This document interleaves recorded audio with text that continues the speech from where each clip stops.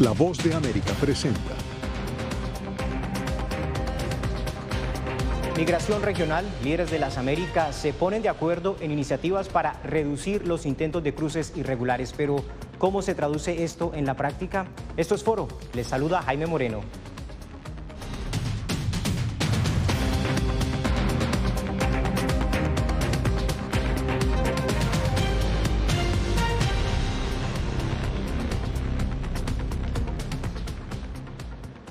Desde su llegada, el presidente Joe Biden ha dicho que entre sus prioridades está lograr un sistema de migración más humano y más seguro.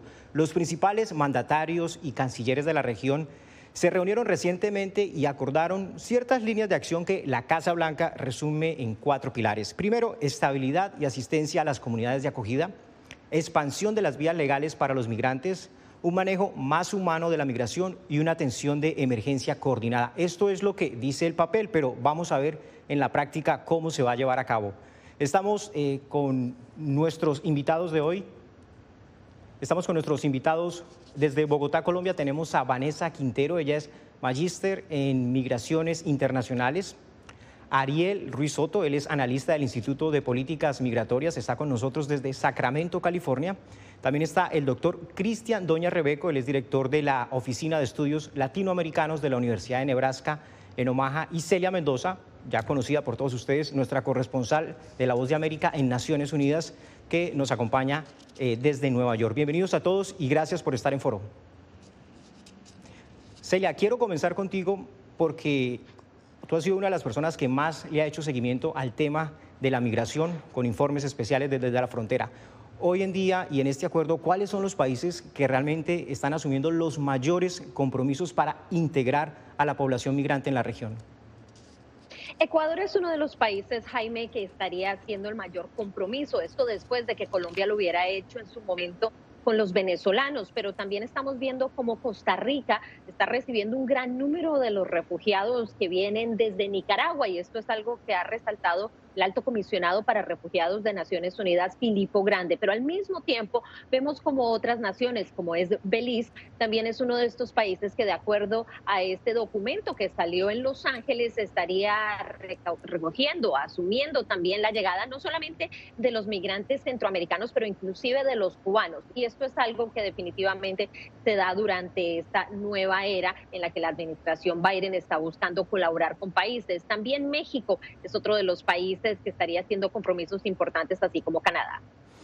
Gracias, Celia. Todos bastante comprometidos con buscar una solución para darle manejo a la migración regional. Y yo quiero preguntarle, Cristian, ¿qué es lo que podemos destacar, digamos, lo que más sobresale de este acuerdo? Bueno, muy buenos días. Muchas gracias por la invitación, Jaime. Creo que lo más importante es el interés de coordinar acciones para organizar, para dar una recepción equitativa a la migración intrarregional. Eso no había pasado antes. Vanessa, ¿cuáles son los retos más importantes que tiene este acuerdo? ¿Cuáles son esos desafíos inmediatos para poderlo implementar? Los desafíos inmediatos es poner realmente en práctica todo lo relacionado con esta protección a las fronteras, realmente abrir esos cupos que se tienen para los refugiados. En la cumbre se habla sobre todo de los refugiados haitianos, pero también tener unas disponibilidades por parte de los diferentes gobiernos para aumento también de los cupos que hablaron sobre todo en Canadá y Estados Unidos para la migración regular. O sea, generar unas mejores condiciones para que se dé una migración por parte de las personas. Ariel, quiero preguntarle, Ariel, de este acuerdo, ¿qué hace falta, digamos, que usted considere que no se alcanzó a contemplar? Bueno, una de las cosas que hace falta es entender cómo se pueden implementar este tipo de acciones a nivel local. Sabemos que la mayoría de la migración ocurre, la integración también ocurre en comunidades fronterizas, pero también afectan a la comunidad local, y esto es lo que falta un poquito más encajar. Está a un punto de estabilización, pero se requiere entender cómo esos recursos van a llegar, por ejemplo, a Tijuana, a Tecunumán, a la frontera con Panamá, Costa Rica, para entender cómo se puede trabajar con esas personas que ya están ahí y ayudarlas a ellas también, no solamente entenderlo como un problema o un tema que afecta solamente a los migrantes. En este aspecto es bien importante lo que estabas hablando de cómo integrar a estas comunidades que ya están ahí, pero también en algunas poblaciones la gente que ya está se siente de alguna manera desplazada o cree que le están quitando los empleos. ¿Este asunto cómo se puede manejar, Cristian? Es un tema bastante complicado porque efectivamente no hay ninguna investigación seria que diga que los migrantes quieran el trabajo a los nacionales. Eso está en los contrarios. Que es importante es educar a la población en los lugares de acogida que la migración es una fuerza para el desarrollo de esas propias regiones. Pero también los gobiernos tienen que entender que tienen que financiar los impactos que estas nuevas poblaciones van a tener en lugares que generalmente son más empobrecidos. Y eso implica mejorar hospitales, mejorar escuelas, dar mayor acceso a capacitación de todos, nacionales e inmigrantes. Sí. Vanessa, Colombia ha sido el país que ha asumido la mayor carga de migrantes de Venezuela, pero en el caso de Colombia, ¿están invirtiendo, por ejemplo, los gobiernos realmente en esa educación, en esa pedagogía sobre cómo recibir al migrante y cómo acogerlo? Digamos que el caso de Colombia es particular porque nosotros tenemos una histórica relación con Venezuela. Nosotros como colombianos tuvimos una migración muy alta a Venezuela más o menos en los años 70 y las primeras oleadas de venezolanos que llegaron tenían familiares en Colombia e incluso tenían doble nacionalidad. Esto facilita los procesos de integración.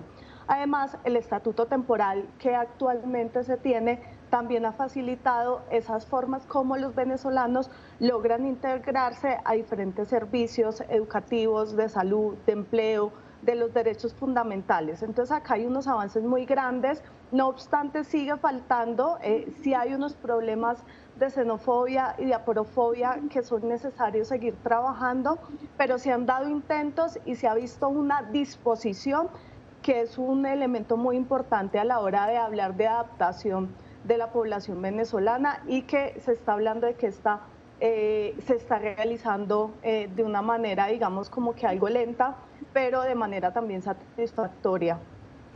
Gracias, Vanessa. Hacemos una pausa y ya volvemos con más Foro de La Voz de América.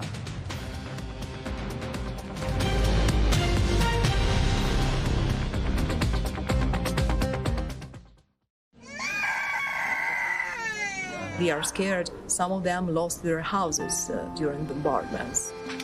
Si quieres conocer más de estas historias, conéctate en Boa Plus con Alas que Ayudan y viaja con La Voz de América en el avión que un piloto argentino puso a disposición de más de 1000 ucranianos, con niños, mujeres y personas con enfermedades que escaparon de su país, que huyeron de la guerra en busca de refugio hasta que lograron reparar sus alas rotas.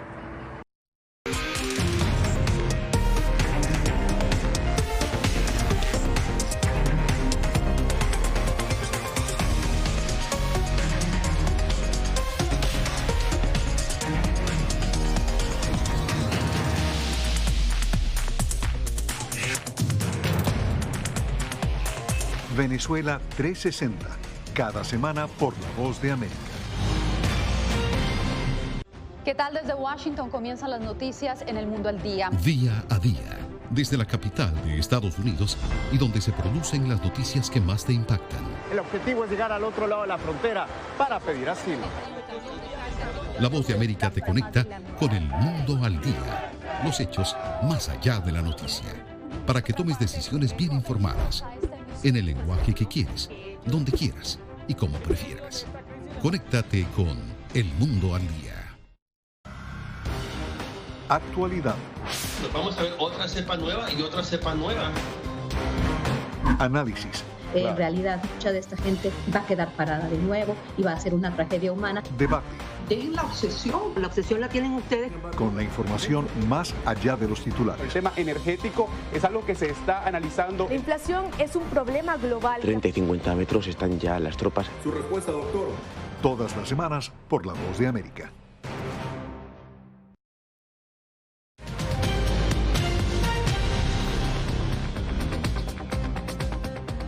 Continuamos en Foro y seguimos con nuestros invitados. Desde Bogotá, Colombia, está Vanessa Quintero, Ariel Ruiz Soto desde Sacramento, California, el doctor Cristian Doña Rebeco desde Omaha, Nebraska, y Celia Mendoza, que se encuentra en Nueva York. Celia, yo quiero preguntarle lo siguiente: de este acuerdo, digamos, para que se pueda implementar, esto requiere recursos, esto requiere inversión, esto requiere programas de trabajo. ¿Qué es lo que podemos destacar en este aspecto que respalda el acuerdo de migración?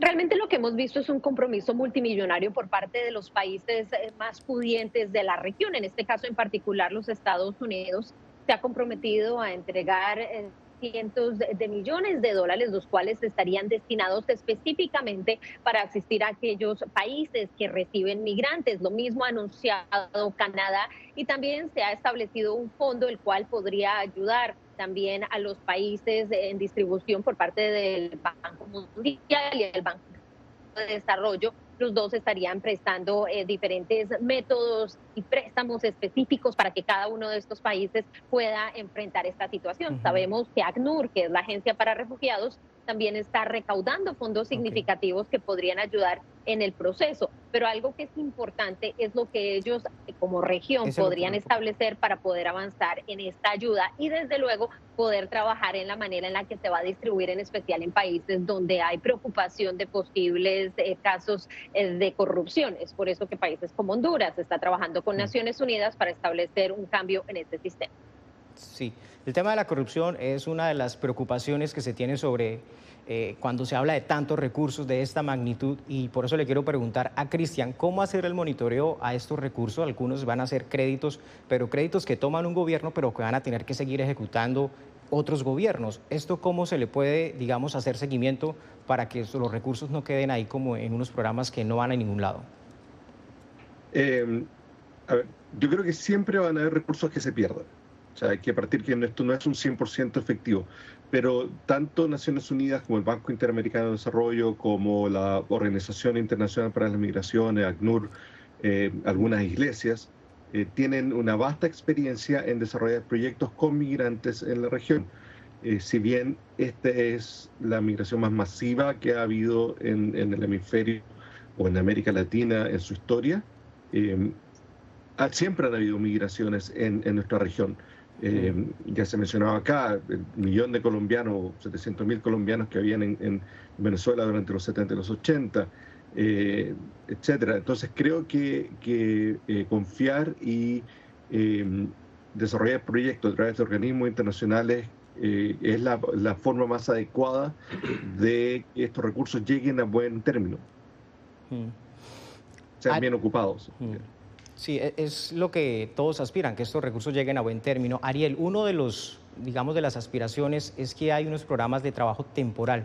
Yo vi que usted hizo una investigación reciente sobre este tema. ¿Cuál es la virtud que tienen estos programas de trabajo temporal que Canadá, México y Estados Unidos están anunciando que se van a expandir?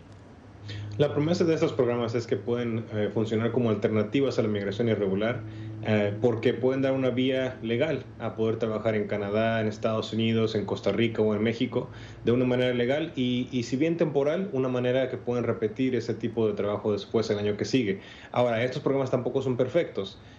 Porque tienen algunas cosas que tienen que cambiar. Por ejemplo, el reclutamiento de migrantes tiene que ser mejor, más transparente, para que los migrantes tengan desde su país de origen claro cuáles van a ser sus responsabilidades, cómo van a trabajar, cuánto les van a pagar y cuándo regresarían.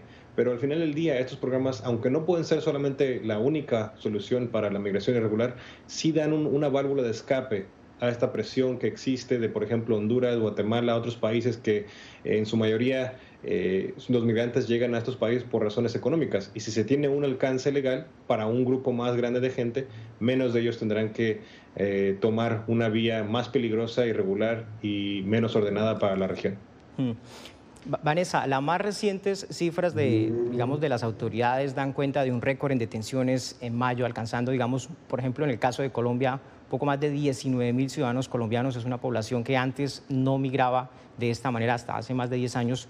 ¿Esto digamos, ¿qué incidencia puede tener en las políticas que puedan adoptar el próximo presidente de Colombia, que ambos tienen una posición, digamos, bastante amigable hacia la migración? La migración colombiana sí se ha dado y se ha dado de estas formas de manera histórica, sobre todo en los años 80, 90 hacia Estados Unidos, siempre se ha presentado de estas formas. Lo que teníamos era que teníamos una mayor cantidad de cupos para la migración, pero estos cupos se han ido disminuyendo y por eso los planes como tal de migración han vuelto a las condiciones de irregularidad. Y lo otro que se ha tenido es que tuvimos un problema con nuestro sistema de citas para visados y estas situaciones lo que generaron fue unas problemáticas para las citas que se podían demorar 2, 3 años en darse y esto afectó pues obviamente las formas regulares. Pero históricamente estas formas de migración se han dado de Colombia hacia Estados Unidos y lo que se está también acá solicitando es que dentro de ese cupo también se tenga en cuenta la migración de los colombianos o una ampliación del cupo para los colombianos que históricamente han migrado. Sí, son cupos que todos los países están buscando, pero hacemos una pausa y ya volvemos con más Foro de La Voz de América.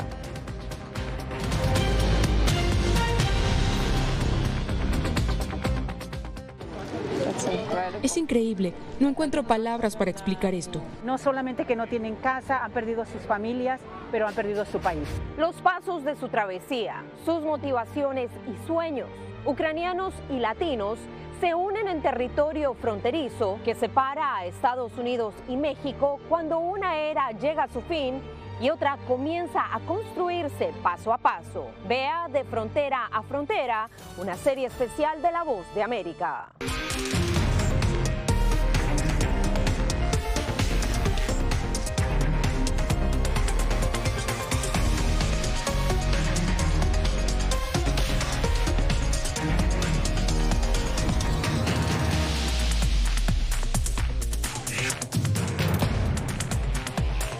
Venezuela 360, cada semana por La Voz de América. ¿Qué tal? Desde Washington comienzan las noticias en El Mundo al Día. Día a día, desde la capital de Estados Unidos y donde se producen las noticias que más te impactan. El objetivo es llegar al otro lado de la frontera para pedir asilo. La Voz de América te conecta con El Mundo al Día, los hechos más allá de la noticia, para que tomes decisiones bien informadas, en el lenguaje que quieres, donde quieras y como prefieras. Conéctate con El Mundo al Día. La Voz de América te invita a ser parte de nuestra familia a través de las redes sociales. Encuentra en tu muro las últimas noticias de tu país en su conexión con Estados Unidos, la región y el mundo. Historias que empoderan las voces latinoamericanas de política, economía, salud, actualidad, balanceadas y precisas. Únete a un equipo de origen hispanoamericano que trabaja para conectarte con los tuyos. Síguenos en Facebook y conviértete en protagonista de una historia que tú mismo ayudarás a construir.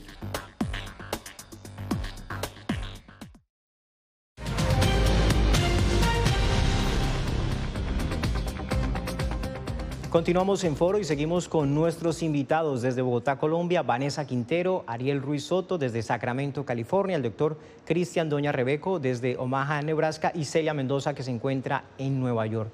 Celia, comienzo este segmento otra vez con usted y quiero hacer mención a una entrevista que usted le hizo al secretario de Seguridad Nacional, Alejandro Mayorkas, y él le decía a usted, mire, los migrantes no deben venir porque los vamos a devolver, no hagan ese esfuerzo, no se arriesguen.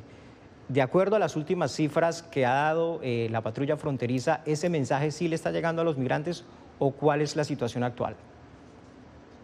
Sigue habiendo un deseo de las personas de llegar a la frontera. A pesar de este mensaje, sabemos que más de 239.000 personas en el mes de mayo fueron detenidas por la patrulla fronteriza y de estas 25% eran personas que ya habían sido detenidas en los últimos 12 meses. Es un incremento de alrededor de un 3%, 2% comparado con el mes de abril. Lo que sí se está viendo es una reducción comparado al año pasado, por ejemplo, en términos de familias se registraron alrededor de 55.000 en este mes de mayo, mientras alrededor de 52.000 se dieron durante el mes pasado, un incremento de alrededor de 2%, pero estamos viendo una diferencia significativa con los 86.000 que se detuvieron en agosto del 2021. Ahora, el problema clave aquí, Jaime, es el hecho de que ha incrementado el número de menores no acompañados detenidos, un promedio de 650 al día.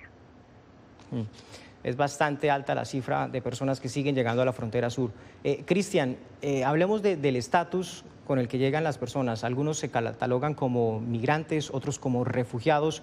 ¿Qué pasa con los inmigrantes venezolanos? ¿Ellos en qué estatus hoy están?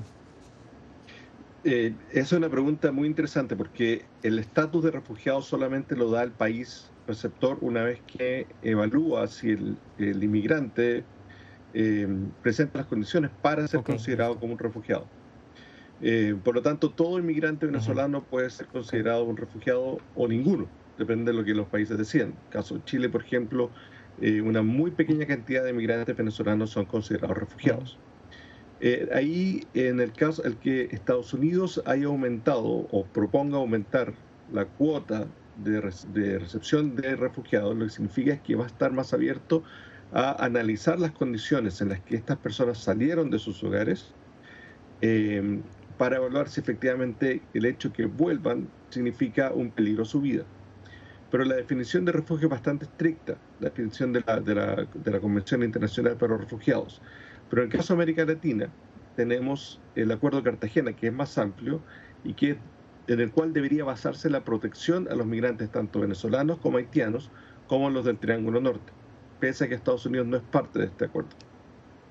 Sí, es una discusión bastante amplia porque ya es decisión de cada país ver cómo los está reconociendo o no. Ariel, yo quiero preguntarle sobre cómo se están moviendo hoy estas redes de tráfico de migrantes por la siguiente razón. Mire, el año pasado hubo un pico de migrantes de Ecuador, luego hubo un pico de migrantes de Brasil, luego de Venezuela y ahora tenemos un pico de migrantes de Colombia. ¿Cómo se da esta reconfiguración de la migración así de una manera tan rápida? ¿Cómo logran estas redes también adaptarse y llevar a la población que ellos consideren es más atractiva para llevarlos a la frontera sur?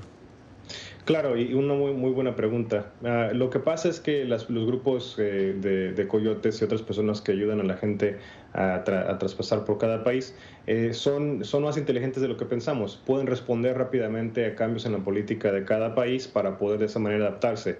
Lo que hemos visto en el último año y medio es que los grupos están ahora tomando rutas más riesgosas y que de hecho son un poco más peligrosas para los migrantes directamente y también para los grupos de coyotes, porque pasan por ejemplo, por México, por ciertos territorios que son controlados por carteles de narcotráfico y también unas áreas un poco más remotas en donde no hay servicios para las personas que se puedan perder o de otra manera poder tener un riesgo. Pero también lo importante aquí es que cada país, incluyendo México, acabas de mencionar tú los 3 nacionalidades aquí, también ha respondido de diferente manera. Cuando el número de las personas de Ecuador estaba aumentando, México puso una visa para las personas de Ecuador, igualmente para Brasil, también para Venezuela y para las personas de Colombia ahora se requiere registrarse antes de llegar a México para poder entrar al país. Entonces México también ha puesto sus políticas de migración que también han reducido y respondido así a los migrantes para poder cambiar los flujos, pero ahora falta considerar otros países en los cuales es más difícil de poner restricciones, por ejemplo Cuba, Nicaragua y Venezuela, porque sus países son mucho menos flexibles en recibir a sus migrantes de regreso. Pero lo que vemos, Ariel, es que los patrones migratorios cambian, pero la cifra de migrantes sigue aumentando. Vamos a ver, y algunos expertos, por ejemplo en Washington, WOLA, dicen que probablemente los próximos en la lista para que México les ponga visa van a ser la comunidad de colombianos que arrancaron el año con 5.000 migrantes llegando a pedir asilo o entregándose a las autoridades y ya van en 20.000, cerca de 20.000 para el mes de mayo. Despedimos a Ariel Ruiz y a nuestra compañera Celia Mendoza. Muchas gracias por haber estado con nosotros. Gracias a ustedes. Hacemos una nueva pausa en Foro. Ya volvemos.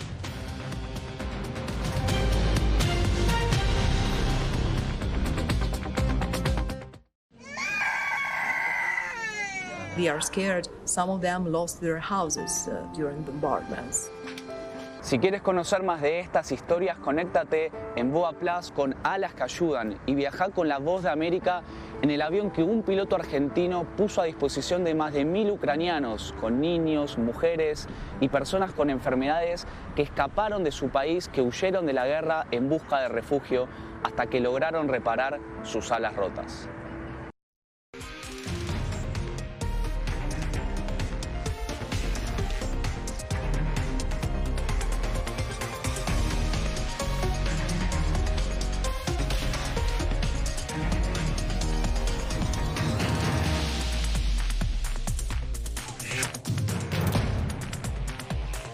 Venezuela 360, cada semana por La Voz de América. ¿Qué tal? Desde Washington comienzan las noticias en El Mundo al Día. Día a día, desde la capital de Estados Unidos y donde se producen las noticias que más te impactan. El objetivo es llegar al otro lado de la frontera para pedir asilo. La Voz de América te conecta con El Mundo al Día, los hechos más allá de la noticia, para que tomes decisiones bien informadas, en el lenguaje que quieres, donde quieras y como prefieras. Conéctate con El Mundo al Día. Actualidad. Nos vamos a ver otra cepa nueva y otra cepa nueva. Análisis. En realidad, mucha de esta gente va a quedar parada de nuevo y va a ser una tragedia humana. Debate. Dejen la obsesión la tienen ustedes. Con la información más allá de los titulares. El tema energético es algo que se está analizando. La inflación es un problema global. 30 y 50 metros están ya las tropas. Su respuesta, doctor. Todas las semanas por La Voz de América.